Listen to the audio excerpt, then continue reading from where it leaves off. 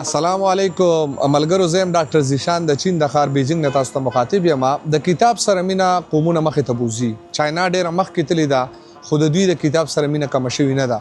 دا یو 24 اورز سیلف سرویس لایبرری ده چې دا زما شاته تاسو کتلی شئ چې په دې کې ډیفرنٹ بوکس دي، او دا بوکس چې دي تاسو د خپل کارت په ذریعه باندې د دې لایبرری نه راغستی شئ او د دې خپل کارت په ذریعه باندې واپس د لایبرری ته ریټرن کولی شئ.